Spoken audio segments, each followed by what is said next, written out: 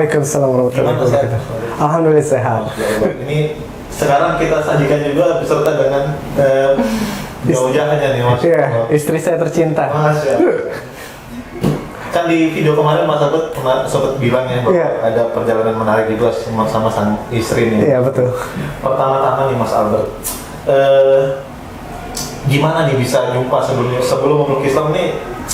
Hubungannya kan kabarnya kan sempat dekat juga dengan. Nah itu gimana awal-awalnya? Gimana ya, awalnya kita ketemunya di lokasi syuting ya. Di salah satu proyek film. Iya, itu sebelum saya kerja kantoran ya, itu sebelum pandemi lah gitu. Ya ketemu itu biasa aja sih, karena kan saya orangnya ya jujur ya, kalau baru kenal kan biasa aja ya cuek. Nah dia ini ya sangat ramah sekali ngajak ngomong saya. Karena saya ngeliat dia tuh waktu di lokasi tuh, ini kenapa orang ini diem banget, kasihan gitu, kayak dipojokin. Tapi itu dalam kutip masih belum memeluk Islam ya? Iya belum. Nah ini Mbak Claudia juga mungkin mau sahabat juga pengen tahu nih Mbak Claudia ini bagaimana profilnya gitu, silakan Mbak. Nah, nama lengkap saya Claudia Teresia. Saya terlahir dari keluarga yang non Muslim dan mereka itu agamanya kuat banget, gitu.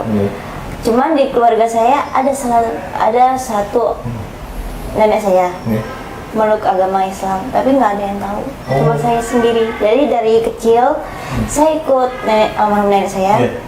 Saya diam-diam itu diajarin tentang bagaimana sih ngaji di Islam, terus cara wudhu, segala macam. Dari kecil saya diajarin, tapi tidak terbuka karena keluarga saya itu keluarga yang sangat strength.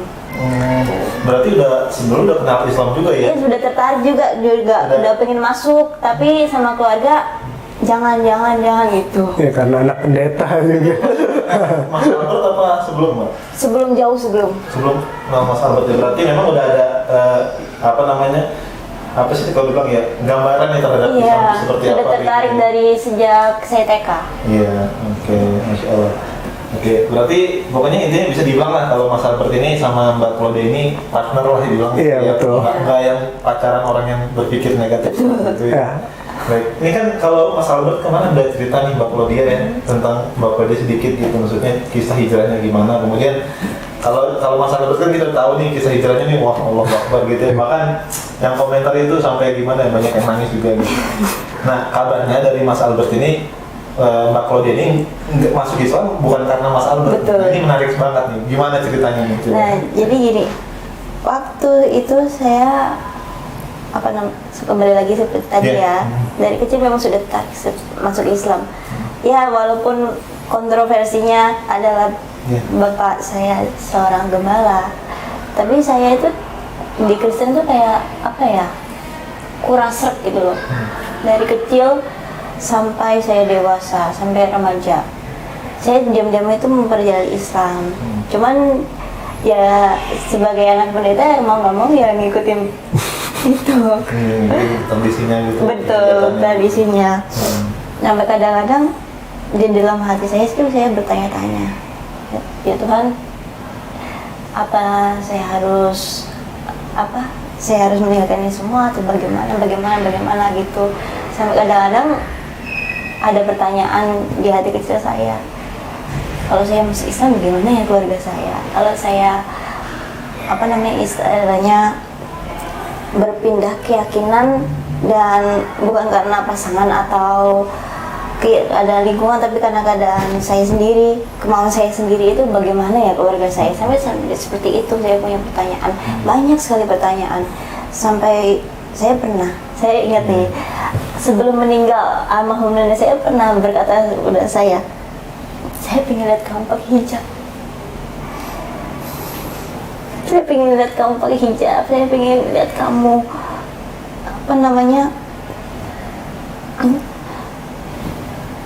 saya pengen lihat kamu hijrah. Sebelum meninggal beliau bilang seperti itu kepada saya. Dan waktu itu, waduh, hati kecil saya langsung, ya Allah, kalau ini emang jalannya, saya siap, apapun konsekuensinya saya siap. Sampai akhirnya saya pindah ke Jakarta. Posisinya waktu itu kan saya di Surabaya. Nah, saya pindah ke Jakarta. saya ikut sama ibu tiri saya. Itu saya di situ, saya nggak tahu ya ibu tiri saya itu tahu apa enggak kalau nenek saya itu Muslim. Cuman saya didoktrin, kamu nggak boleh masuk Islam, kamu nggak boleh masuk Islam. Tapi semakin saya didoktrin, semakin hati saya itu nggak bisa nerima gitu loh. Saya mau berontak tapi apa namanya nggak bisa. Jadi saya nggak mau nggak mau saya ngikutin. Tapi diam-diam saya tetap diam buka YouTube. Auto semua udah tidur, saya pasang handset buka YouTube, lihat dakwah di YouTube sendiri semua. Sampai akhirnya saya itu bertemu dengan Mas Albert. Nah ini yang menarik. Sampai akhirnya di situ saya pernah tanya sama dia, kamu tertarik nggak sama Islam? Oh berarti Mbak duluan yang nanya? Iya, dia ngomong terus saya jujur aku sebenarnya mau masuk Islam. Nah dia bilang jujur aku juga sebenarnya mau masuk Islam. Sebelumnya belum ada yang tahu satu sama lain gitu? Iya belum tahu. Oh iya, oke. Sampai akhirnya dia bilang, kenapa kamu tanya kayak gitu? Nggak apa-apa, aku cuma tanya aja, aku penasaran gitu. Kamu tertarik nggak sama Islam? Tuh. Terus dia cerita panjang lebar seperti ini. Ya udah, akhirnya waktu April ya kalau nggak salah. Iya sekitar April lah. April 2019 ya. Iya. Saya memutuskan untuk syahadat.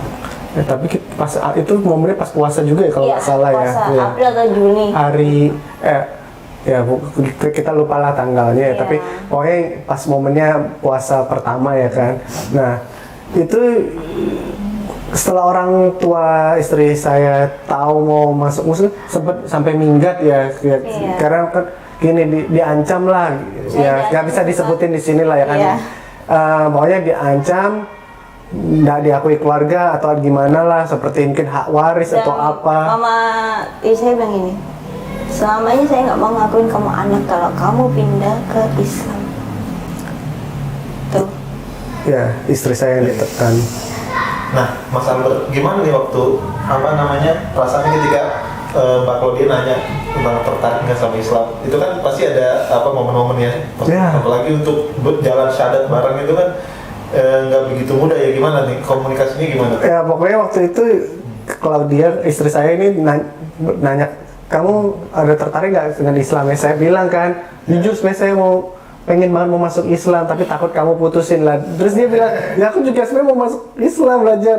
Dan alhamdulillah waktu itu memang saya ngobrol dengan orang tua saya ya, saya mau masuk Islam.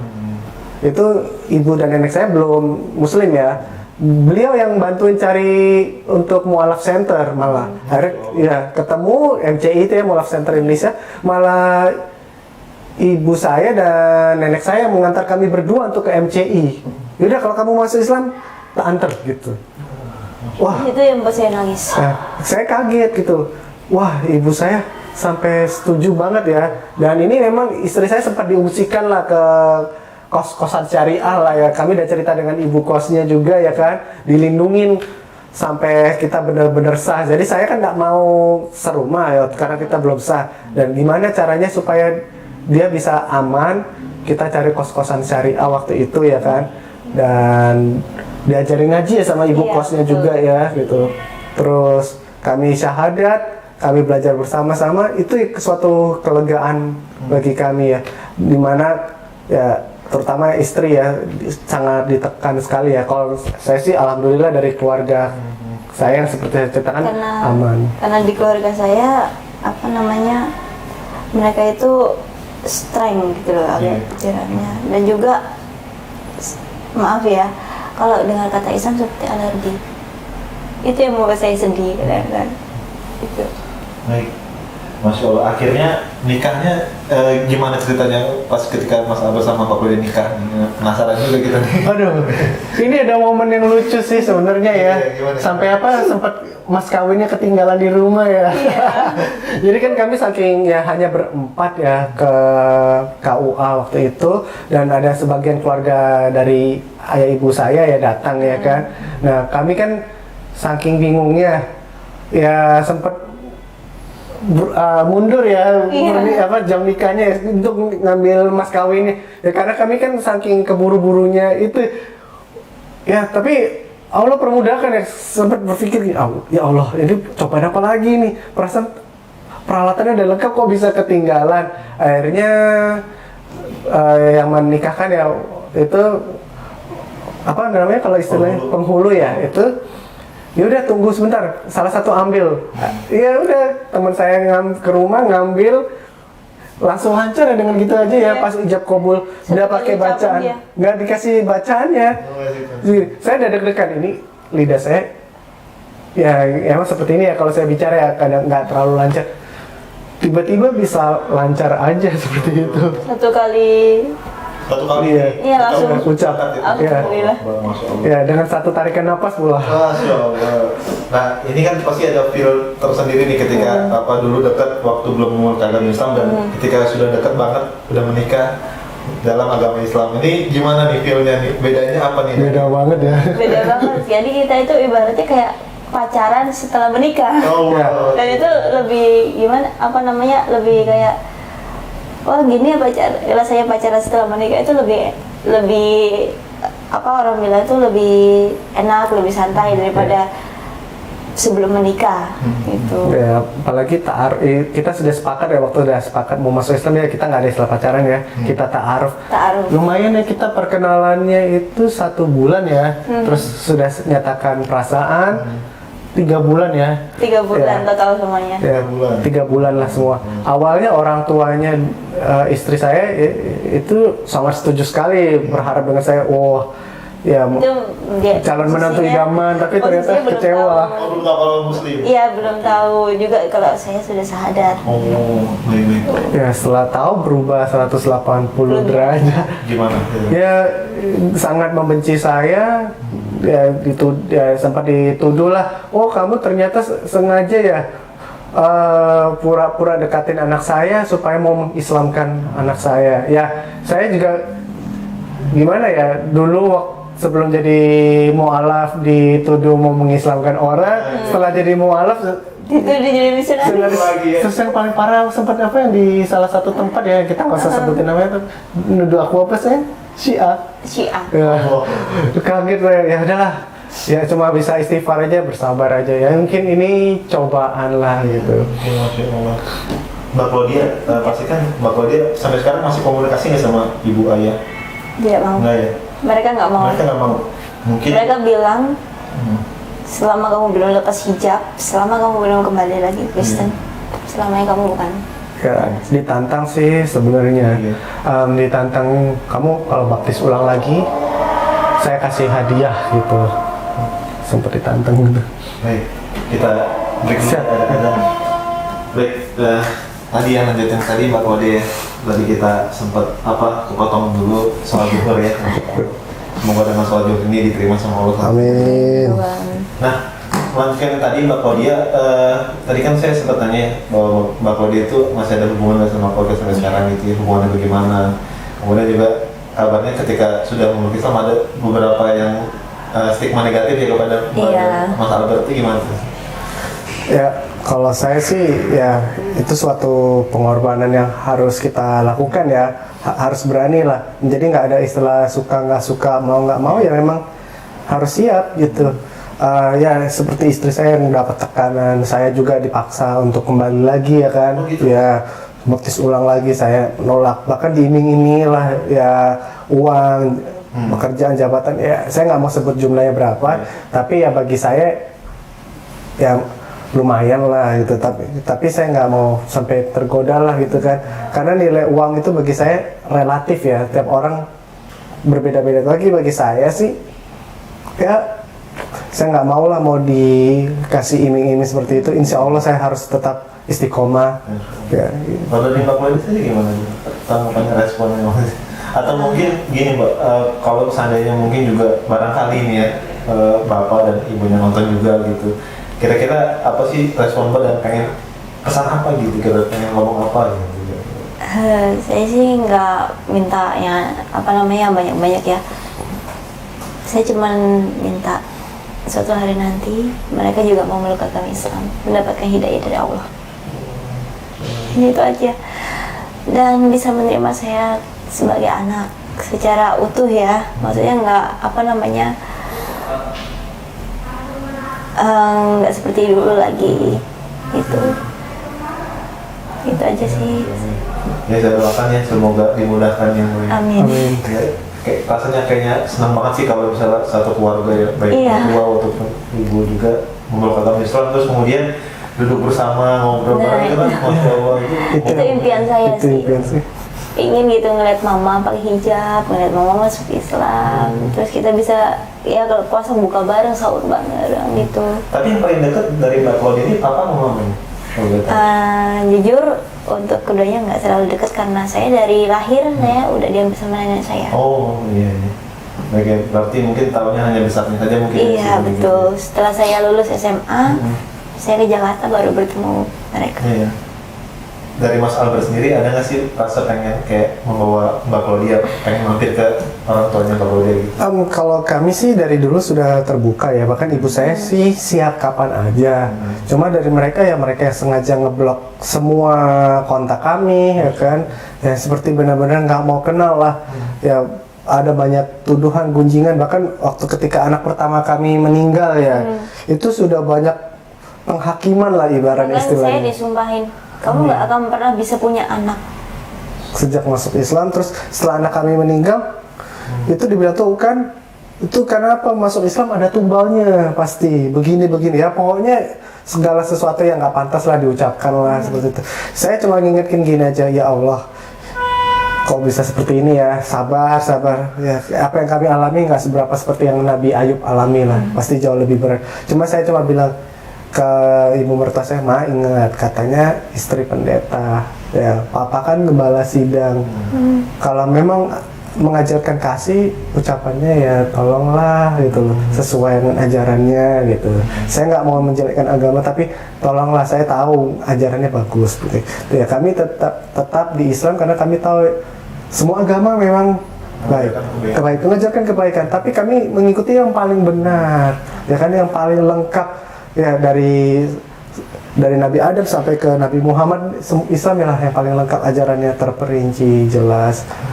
Masya Allah ya. Jadi ya semoga istiqomah ya pertama. Amin.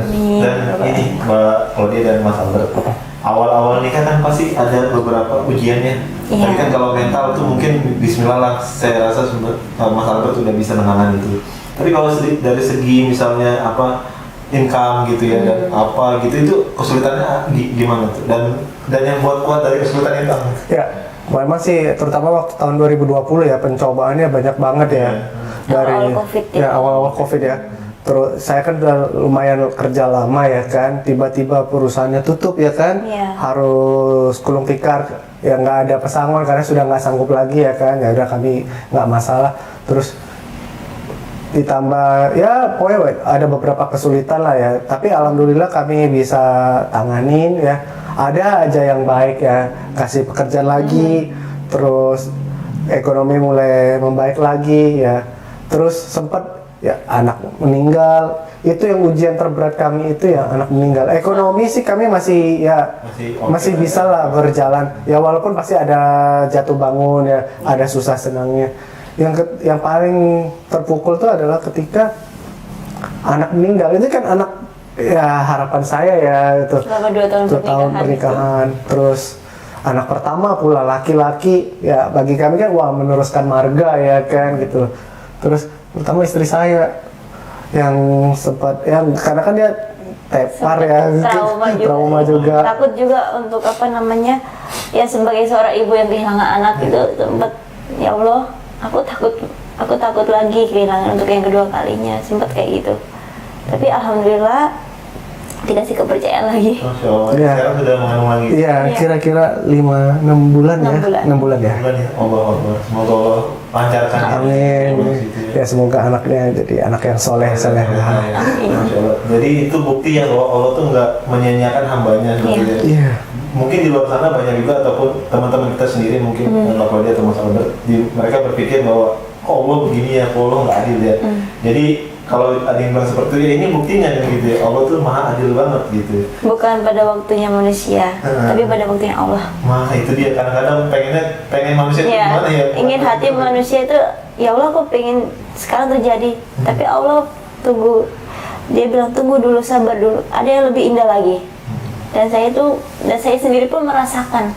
Bukan waktu manusia yang berbicara, tapi waktunya Allah yang berbicara. Ya, kenapa ya? Kalau bisa dibilang mungkin kalau kita dikasih anak lebih awal, ya pas kayak kemarin pandemi, ya mungkin Allah tahu lah kita keadaannya masih belum stabil ya kan. Ya sekarang pun kami masih ibaratnya masih merangkak ya kan juga. Terus apa ya? Kalau saya ingat sekali kalau apa yang saya alami ini membuktikan bahwa Allah tuh memberi kita itu tepat di waktunya ya. Kadang-kadang ketika kita doa ada yang dijabah hari itu juga, ada yang nanti, terus ada juga bukan ini tapi ada yang lebih baik lagi. Iya, betul. Ya kita ikut aja sih rencana Allah ya kan. Jalan pikiran kita memang nggak selebar dan seluas jalan pikiran Allah lah kan, karena Allah lah maha besar ya. Karena Kita banyak setiap terbatas. cobaan yang manusia alami itu, Allah itu sudah tahu, nggak mungkin melebihi batas. Ya itu. Menurut kita memang berat, tapi menurut Allah sabar dulu. Aku ingin melihat kamu bagaimana. Kamu kuat nggak? Kamu sabar nggak? Kamu tabah nggak? Nah itu. Masya Allah. Jadi betul ya tadi, dan firman Allah, la yukallifullahu nafsan illa usaha ya. Allah ngasih ujian ke manusia nggak mungkin melebihi batasnya. Betul. Artinya kalau manusia dikasih ujian ataupun orang beriman, berarti hanya dia yang mampu gitu. Iya. Yang lain belum tentu kan gitu. Betul. Allah Iya. Akbar.